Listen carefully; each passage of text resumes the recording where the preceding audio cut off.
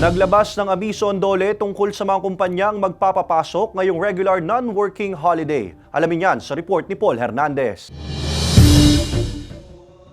Holiday ngayong araw, June 17, dahil sa paggunita ng mga kababayan nating Muslim ng Idil Adha o Feast of Sacrifice. Pero may ilang kumpanyang tuloy ang pagpapapasok sa kanilang mga empleyado, tulad ni Giselle na cashier sa isang gasolinahan. Kesa po kasi nasa bahay is pumasok na lang po tayo kasi po double pay, sayang din po kasi yung sweldo eh. Naglabas ng Labor Advisory ang Department of Labor and Employment o DOLE tungkol sa pagpapasahod sa mga manggagawang magtatrabaho o nagtrabaho ngayong araw. Ayon sa Labor Department, may karapatan sa double pay ang mga empleyadong pumasok ngayong araw. May sinend po sila sa amin na yung ano po talaga, yung pinakapapel po na double pay po ngayon. Galing po sa HR po. Kung hindi naman dumuti, dapat pa rin silang bayaran ng kumpanya ng 100% na sahod sa araw na ito. At sa mga nag-overtime, dapat silang tumanggap ng karagdagang 30% ng kanilang hourly rate. Karapatan po nila yun. Kasi po nga, sabi ko nga, mandatory yun eh. So dapat ibinibigay talaga sa kanila yon.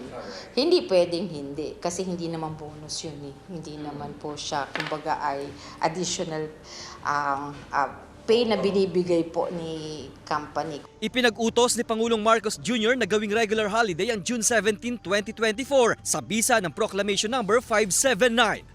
Kasama si Kel Ravaca, Paul Hernandez, Balitang Southern Tagalog.